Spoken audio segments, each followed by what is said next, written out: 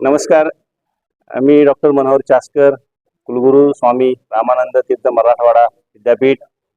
या विद्यापीठामध्ये पुढील 10 वर्षाचं प्लॅनिंग करत असताना विद्यापीठामध्ये नवीन प्रकारचं शिक्षण देत असताना कुठले नवीन कोर्सेस ज्याची आता गरज आहे, BA BCom BSc हे पारंपरिक कोर्सेस तर आहेतच, परंतु जे परवलीचे शब्द आहेत ते म्हणजे डेटा सायन्स, आर्टिफिशियल इंटेलिजन्स, त्याचबरोबर BMT सारखे कोर्स आणि सायबर सिक्युरिटी असतील, वेगवेगळे कोर्सेस का ज्याची इंडस्ट्रीमध्ये डिजिटलायझेशनमध्ये भविष्यामध्ये उपयोग होणार आहेत आणि जे नवीन तंत्रज्ञान विद्यार्थ्यांपर्यंत पोचलं पाहिजे आणि तंत्रज्ञानाच्या माध्यमातून जी काही सामाजिक दृष्टीनं किंवा विद्यार्थ्यांना वेगवेगळ्या प्रकारच्या नोकरी अवेलेबल होण्याच्या दृष्टीनं शिक्षण द्यायचे, अशा प्रकारचं शिक्षण देण्याचा माझे प्राध्यापक, आमचे सगळे सहकारी, आम्ही आपले प्रयत्न करत आहोत.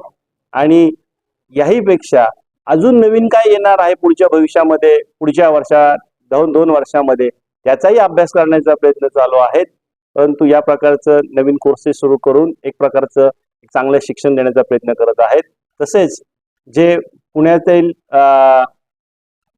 फिल्म इन्स्टिट्यूट टेक्नॉलॉजीचं सेंटर आहे त्यांच्याबरोबर संशोधन MOU करून तसंच त्या ठिकाणी या विद्यापीठाचं संशोधन केंद्र सुरू केलं आणि त्याचबरोबर त्या FTI बरोबर नवीन कोर्सेस डेव्हलप केले. का जे नवीन कोर्सेस आहेत या किनवट सारख्या आदिवासी भागामध्ये जी काही संस्कृती आहे त्या संस्कृतीचं जतन कसं व्हावं, त्याचबरोबर तिथल्या विद्यार्थ्यांना कलेच्या माध्यमातून वेगवेगळ्या क्षेत्रामध्ये प्रावीण्य कसं मिळेल याचाही अभ्यास करण्यासाठी काही कोर्सेस विद्यापीठामध्ये FTI बरोबर सुरू करत आहोत. मग ते 10 दिवसाचे असतील, 20 दिवसाचे असतील, किंबहुना 3 महिन्याचा आणि 1 वर्षाचा डिग्री कोर्सेस हे FTI व स्वामी रामानंद तीर्थ विद्यापीठ यांच्या समवेत एकत्रित आपण जॉईंट डिप्लोमा डिग्री कोर्सेस या वर्षापासून आपण सुरू करत आहोत. ही एक विद्यार्थ्यांसाठी किंवा नांदेड विद्यापीठाच्या साठी एक महत्त्वाची गोष्ट आहे.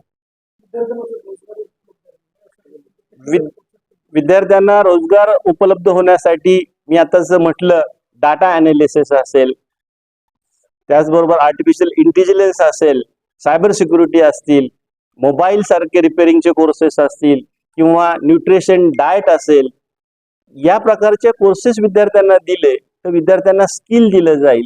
आणि आमच्याकडं इथे मास मीडिया एक चांगलं सेंटर आहे, ते त्या माध्यमातून विद्यार्थ्यांना डिजिटलायझेशनचं कशा पद्धतीनं फिल्म बनवायच्या, कशा पद्धतीनं शॉर्ट फिल्म करायच्या, कशा पद्धतीने YouTube करायच्या, कशा पद्धतीनं वेगवेगळं रेकॉर्डिंग किंवा शूटिंग करायचं, याचंही शिक्षण देण्यासाठी स्किल कोर्सेस केले जातील. आणि विद्यार्थ्यांना सॉफ्ट स्किल असेल, विद्यार्थ्यांचं कॉम्पिटिटिव्ह एक्झामसाठी असेल, याचंही विद्यार्थ्यांना ट्रेनिंग किंवा त्या संदर्भातले कोर्सेस विद्यार्थ्यांना दिले जातील भविष्यामध्ये.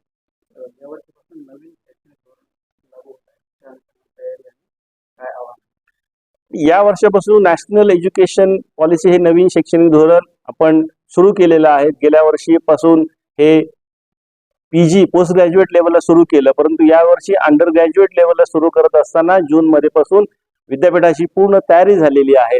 या संदर्भामध्ये 4ही जिल्ह्यामध्ये संस्था चालकांच्या, त्याचबरोबर प्राचार्यांच्या, प्राध्यापकांच्या सर्वांच्या मीटिंग घेऊन त्यांना नॅशनल एज्युकेशन पॉलिसी संदर्भामध्ये माहिती दिली. कशा प्रकारचं इन्फ्रा लागणार आहेत, कशा प्रकारचं नियोजन केलं पाहिजे हेही सांगितलेलं आहे. आणि शासनाने वेळोवेळी मार्गदर्शन केल्याप्रमाणे आम्ही त्याची कार्यवाही किंवा अंमलबजावणी आमच्या पातळीवरून विद्यापीठ स्तरावरून ही महाविद्यालयापर्यंत पोहोचवण्याचा प्रयत्न करत आहोत.